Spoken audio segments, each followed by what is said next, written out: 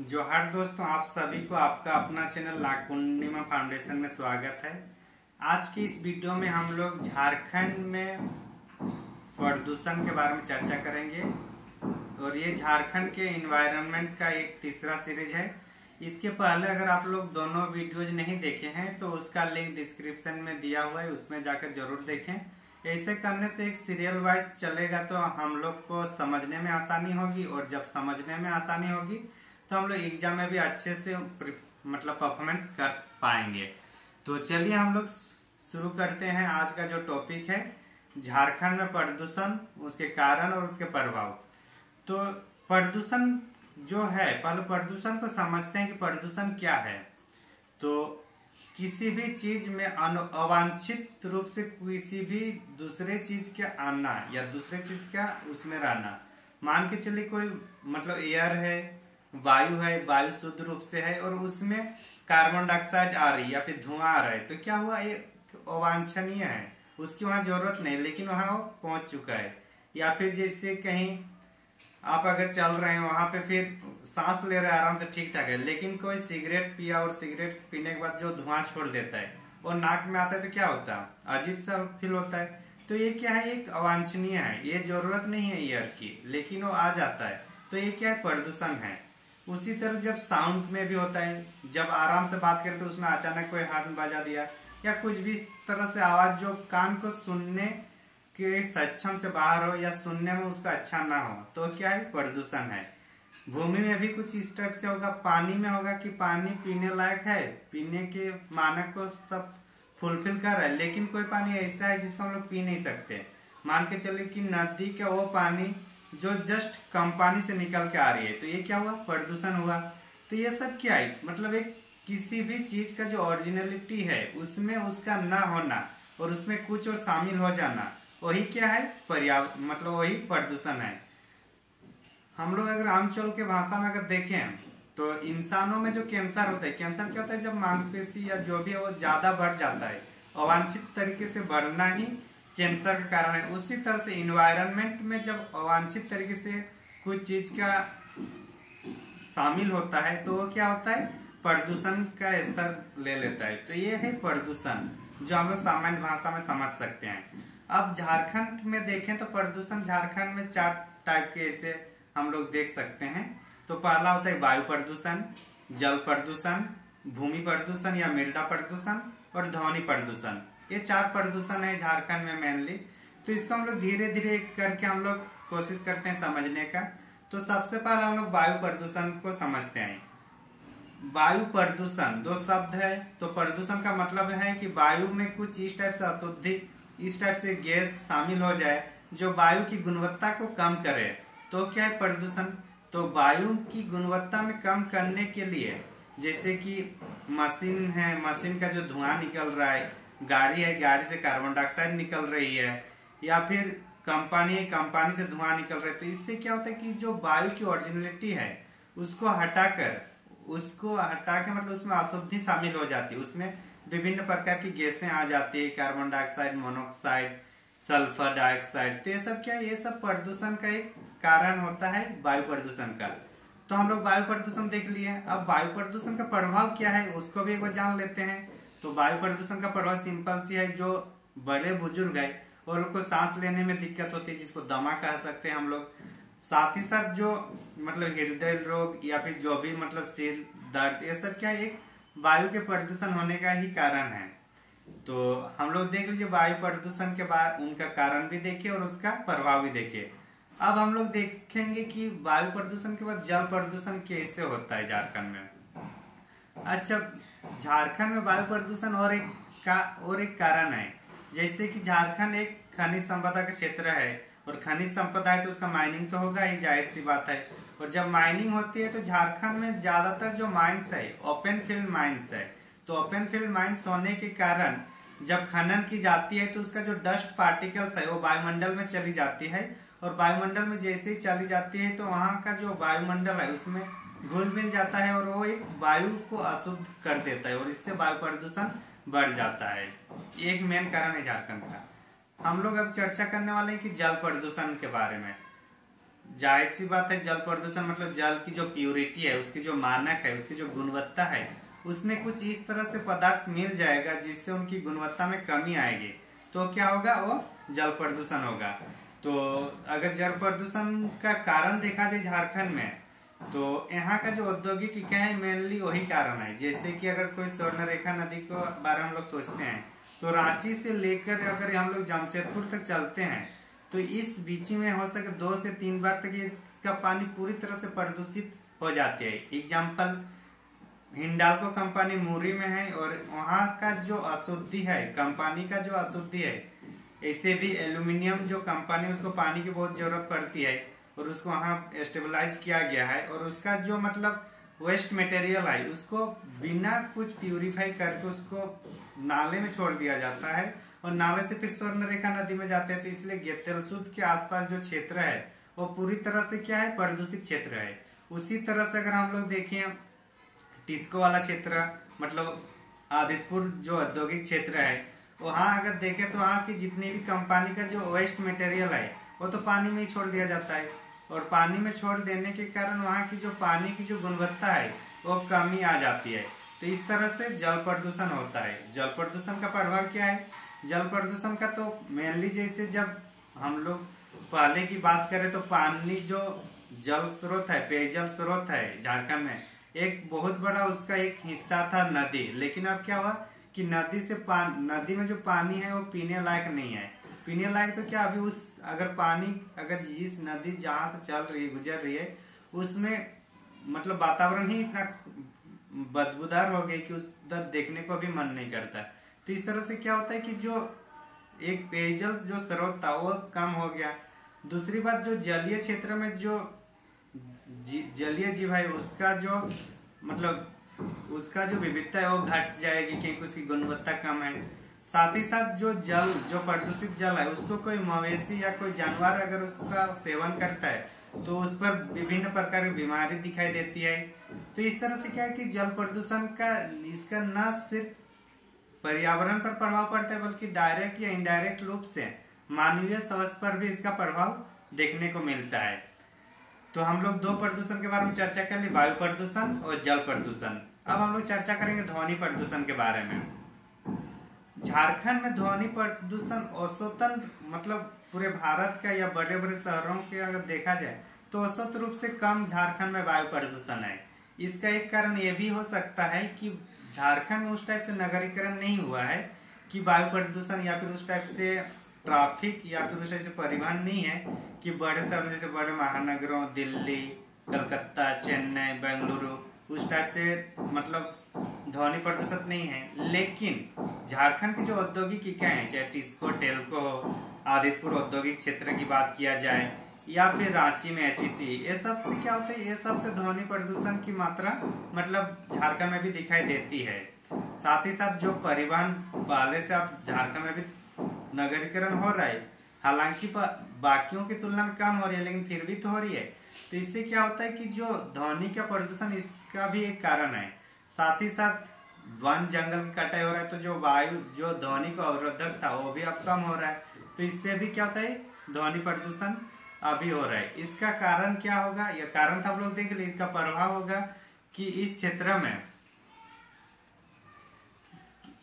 में जो है ध्वनि प्रदूषण के कारण क्या होगा, जो एकाग्रता होगा, जो माइंड की जो एकाग्रता है वो कमी आएगी। साथ ही साथ जो मतलब अवसाद का एक कारण बन सकता है, तनाव का एक कारण बन सकता है ध्वनि प्रदूषण। तो ये सब इसका प्रभाव है।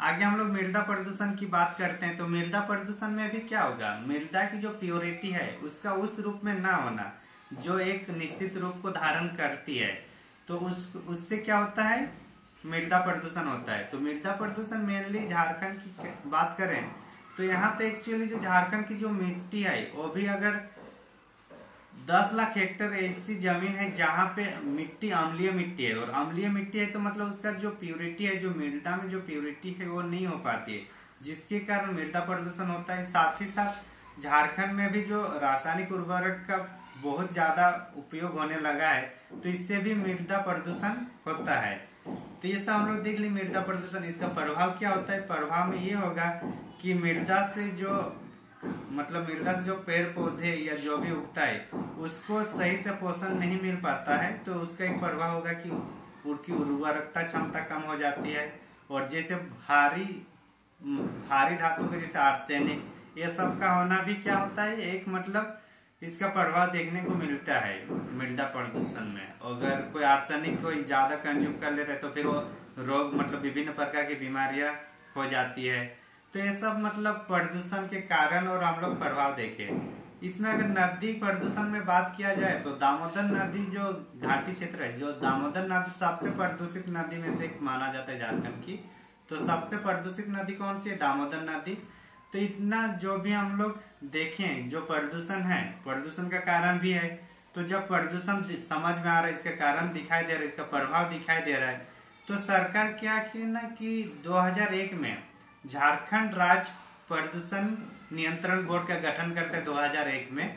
और इसको कोशिश किया जाता है कि अलग अलग नीति, नवीकरणीय नीति लाता है, ऊर्जा नीति लाई जाती है, जल नीति लाई जाती है, ताकि प्रदूषण को कम किया जाए।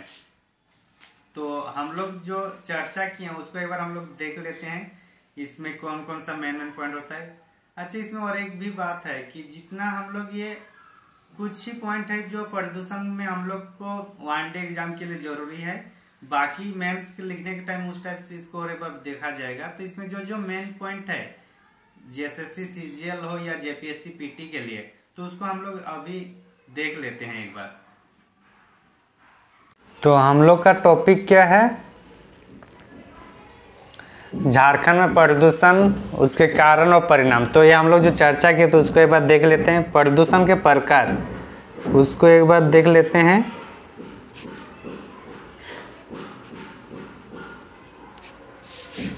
प्रदूषण के प्रकार हम लोग कितनी तरह से चर्चा किए थे? 4 तरह से। वायु प्रदूषण, जल प्रदूषण,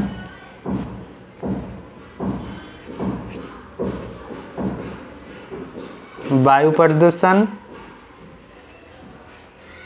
जल प्रदूषण, और एक क्या था? भूमि प्रदूषण,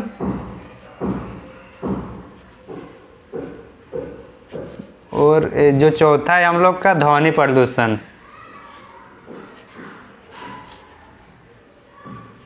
तो हम लोग ये चारों के बारे में चर्चा किए। तो प्रदूषण क्या है वो चर्चा किए। उसके बाद वायु प्रदूषण, जल प्रदूषण, भूमि प्रदूषण और ध्वनि प्रदूषण के बारे में भी हम लोग चर्चा किए। वन डे एग्जाम के लिए ये इम्पोर्टेंट नहीं होता है कि वायु प्रदूषण क्या है, जल प्रदूषण क्या है, और विशेष करके जेपीएससी जेएसएससी के लिए भी ये इम्पोर्टेंट नहीं है। तो हम लोग को जो इम्पोर्टेंट है सीधा हम लोग वहाँ पे चर्चा करेंगे। तो सबसे पहले अगर हम लोग चर्चा करते हैं तो हम लोग शुरू करेंगे किसके बारे में? झारखंड राज्य प्रदूषण नियंत्रण बोर्ड। किसके बारे में चर्चा करेंगे अभी हम लोग? झारखंड राज्य प्रदूषण नियंत्रण बोर्ड।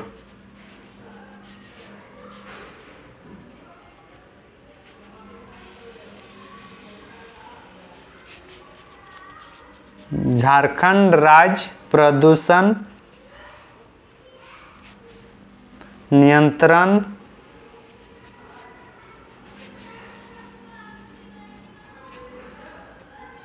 झारखंड राज्य प्रदूषण नियंत्रण बोर्ड। तो इसके बारे में हम लोग चर्चा करेंगे। शॉर्ट फॉर्म इसका JSPCB, Jharkhand state pollution control board. तो इनको जो सबसे पहले इसकी जो शुरुआत की गई या फिर इसकी गठन की गई, तो गठन सबसे पहले कब की गई है उसको देखते हैं। गठन 2001 में की गई है। कब? 2001 दिख रहा है, 2001 में इसकी गठन की गई है। इसने मतलब 2012 से लेकर 2017 तक, 2012 से लेकर 2017 तक एक रिपोर्ट पेश किया था, एक रिपोर्ट पेश किए थे। और रिपोर्ट में मतलब झारखंड का जो प्रदूषण है उसके बारे में इसमें चर्चा की गई थी। और रिपोर्ट का मेन मकसद या फिर इस जो Jharkhand state pollution control board का इसका जो मेन उद्देश्य रहता है कि संसाधनों के सतत उपयोग करना, संसाधनों का सतत उपयोग करने पर बल देना, ये इसका क्या है उद्देश्य है। झारखंड स्टेट प्रदूषण कंट्रोल बोर्ड JSPCB का गठन कब हुआ है 2001 में। 2012 से लेकर 2017 में एक रिपोर्ट ये किया था, सर्च किया था उस, और इसका जो उद्देश्य है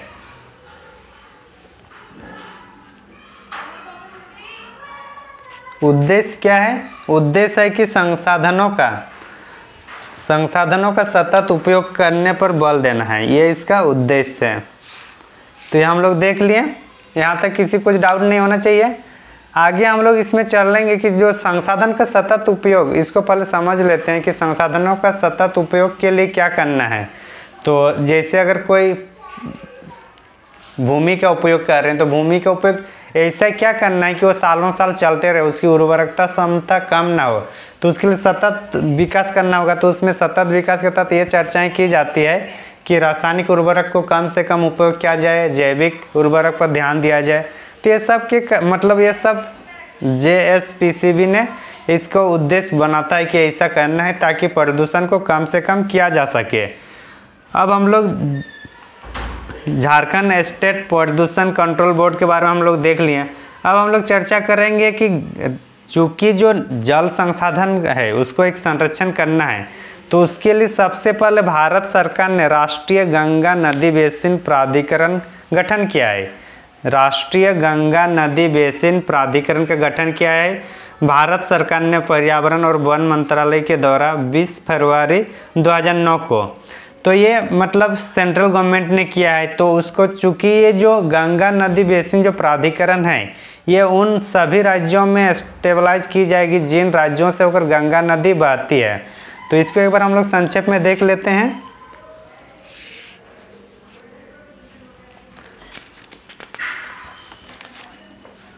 तो टॉपिक का नाम क्या है, राष्ट्रीय, ये इम्पोर्टेंट है, ये सब इम्पोर्टेंट है, इसको याद रखना है। राष्ट्रीय गंगा नदी बेसिन प्राधिकरण। राष्ट्रीय गंगा नदी बेसिन प्राधिकरण जो है इनका जो भारत सरकार ने जो इनको शुरुआत की थी गठन गवर्नमेंट ऑफ इंडिया के तहत कब की गई है 20 फरवरी 2009 को। 20 फरवरी 2009 ये इम्पोर्टेंट है, याद रखना है कि राष्ट्रीय गंगा नदी बेसिन प्राधिकरण का गठन कब हुआ है, तो ये 20 फरवरी 2009 को। ठीक, ये सब इम्पोर्टेंट है, इसको देखना है। साथ में ये तो राष्ट्रीय स्तर पर हुआ, लेकिन इनमें मैंने क्या बोला कि जहाँ जहाँ से गंगा नदी बहती है, तो गंगा नदी उत्तराखंड, उत्तर प्रदेश, बिहार, झारखंड और वेस्ट बंगाल इनका जो प्रवाही क्षेत्र है, तो ये हर राज्य में एक एक गंगा नदी बेसिन प्राधिकरण का गठन होगा। तो झारखंड में भी उसी के अनुरूप झारखंड राज्य गंगा नदी संरक्षण प्राधिकरण का गठन किया गया है। झारखंड राज्य गंगा नदी बेसिन प्राधिकरण, ये झारखंड राज्य गंगा नदी बेसिन, इसका जो गठन किया गया उसको भी हम लोग देख लेते हैं। इसका गठन किया गया 30 सितंबर 2009 को। कितना, 30 सितंबर 2009 को किसका, झारखंड राज्य गंगा नदी बेसिन प्राधिकरण का गठन किया गया है। इसमें जो अगर राष्ट्रीय गंगा नदी बेसिन प्राधिकरण की बात करें, और उसको भी एक बार देख लेते हैं कि कभी कभी क्वेश्चन पूछ देता है कि जो राष्ट्रीय गंगा नदी बेसिन है इसका मुख्यालय और इसका अगर हेडक्वार्टर होगा तो हम लोग का न्यू दिल्ली होगा। न्यू दिल्ली है हेडक्वार्टर।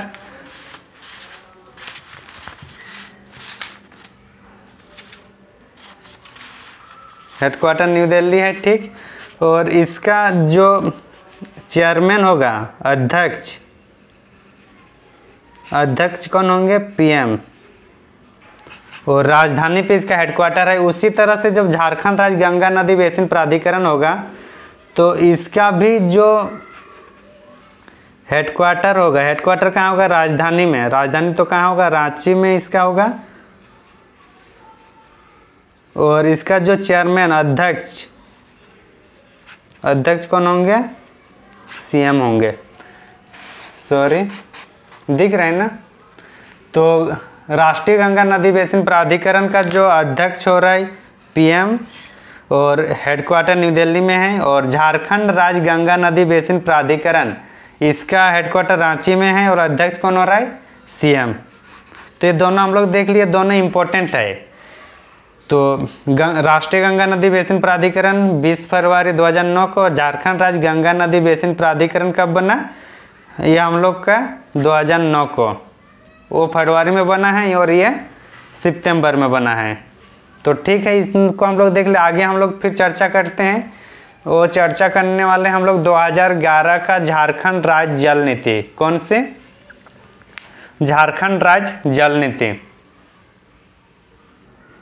तो अभी हम लोग चर्चा करेंगे 2001 में जो एजेंसी या अथॉरिटी की जो गठन की गई है, जेडा की बात करते हैं। ZREDA। कभी कभी डायरेक्ट क्वेश्चन पूछ देता है कि JREDA क्या फुल फॉर्म क्या है। तो झारखंड जे से होगा झारखंड, आर से रिन्यूएबल, RENE, झारखंड रिन्यूएबल, ई से एनर्जी, और जे होगी, आर होगा, ई होगा, डी से डेवलपमेंट, और ए से अथॉरिटी, AUTHORITY, अथॉरिटी। तो जेडा का फुल फॉर्म देख लिया। इसका उद्देश्य क्या था कि जो नवीकरणीय ऊर्जा है, नवीकरणीय ऊर्जा को प्रोत्साहित करना है। नवीकरणीय ऊर्जा स्रोत को क्या करना है? बढ़ाना है। ये इसलिए JRD लाया गया था। तो ये समझ में आ गया, 2001 में आया है। इसी को अगर और देखें तो 2012 में झारखंड ऊर्जा नीति आता है। फिर कब आता है झारखंड ऊर्जा नीति? 2012 में। 2012 में कौन सा आ रहा है? झारखंड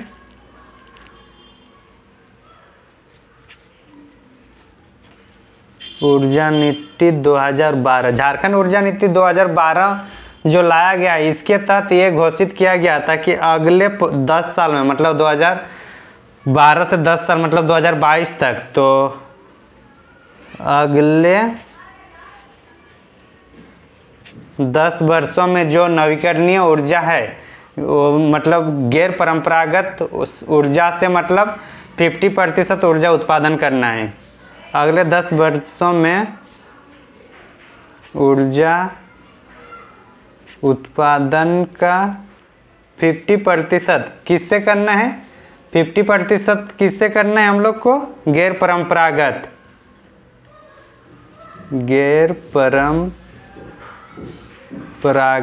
रूप से। ये समझ में आ गया होगा। मतलब गैर परंपरागत, जैसे अभी परंपरागत रूप से क्या, कोयले से बिजली उत्पादन किया जा रहा है, तो ये सबको कोयले वगैरह का हटाकर सोलर लाइट करना है। बाकी पवन ऊर्जा होगा, जीवाश्म ऊर्जा को हटाकर फिर कौन सा होगा? गोबर गैस टाइप से, इस टाइप से मीथेन गैस का। तो ये सब क्या हुई? नवीकरणीय ऊर्जा को अगले 10 साल में 50% तक लाने का प्रावधान करते हैं झारखंड ऊर्जा नीति 2012 के तहत। तो ये समझ में आ गया हम लोग को। अब हम लोग चलते हैं 2011 में। 2011 में और एक आ रहा है झारखंड राज्य जल नीति। -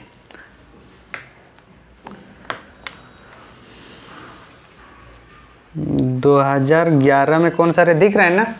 सॉरी, 2011 में आ रहा है झारखंड राज्य जल नीति। झारखंड राज्य जल नीति। झारखंड राज्य जल नीति कब आ रहा है? 2011 में। ये इंपॉर्टेंट होता है कि कौन सा नीति कब आई है, तो इसलिए पूरा डेट याद रखना हम लोग को जरूरी है कि झारखंड राज्य जल नीति आया है 2011 में। चूंकि झारखंड राज्य जल नीति है तो उसका उद्देश्य क्या होगा कि जल संसाधन का संरक्षण करना है, यही उद्देश्य होगा ना, जल संसाधनों का संरक्षण करना। तो ये हम लोग का 2011 में झारखंड राज्य जल नीति आया है, जिसका है कि जल संसाधन के उचित प्रबंधन करने के लिए नीति बनाई गई थी।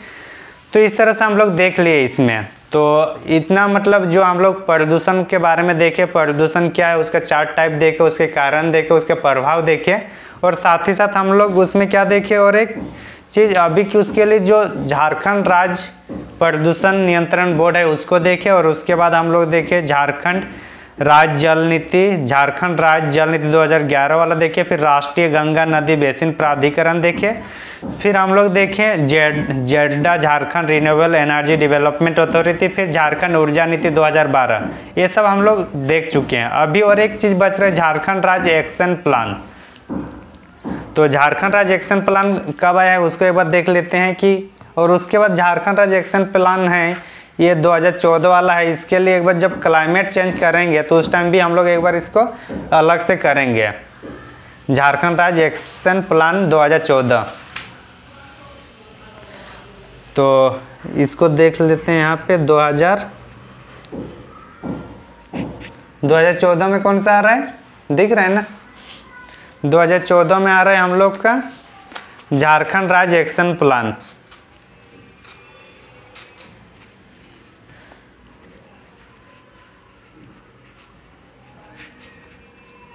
झारखंड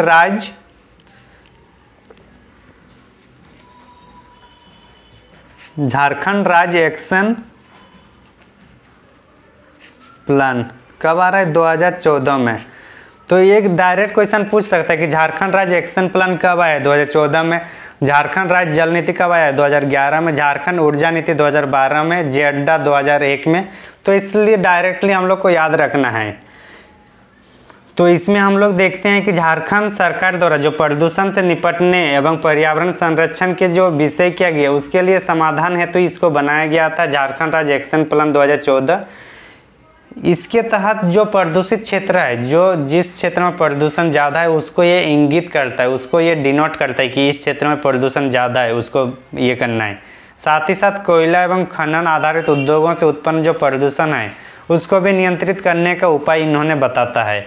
तो ये सब उद्देश्य क्या है उतना इम्पोर्टेंट नहीं है, इम्पोर्टेंट ये है कि झारखंड राज्य एक्शन प्लान कब आया है और ये 2014 में है। तो वो सब हम लोग को ज़्यादा ध्यान रखना है। बाकी उद्देश्य तो उसके नाम से ही पता चल रहा है क्या किससे संबंधित है।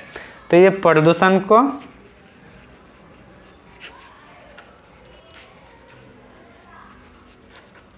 नियंत्रित करने के उपाय बताते हैं कौन, झारखंड राज्य एक्शन प्लान। तो इस तरह से हम लोग ये जो वीडियो है, इस वीडियो में हम लोग झारखंड में प्रदूषण, उसके कारण और उसके प्रभाव को देखें, साथ ही साथ झारखंड प्रदूषण कंट्रोल बोर्ड को देखें। उसके बाद हम लोग झारखंड राज्य एक्शन प्लान ये सब जो नीति है उसको भी देखें। तो ये इम्पोर्टेंट है, ये मतलब कम पढ़ के ज़्यादा इसमें डायरेक्ट क्वेश्चन आने का चांस रहता है। तो इसलिए कोशिश कीजिए जितना भी नीति है उसको पूरा डेट वाइज याद रखने का। तो थैंक यू फॉर वाचिंग।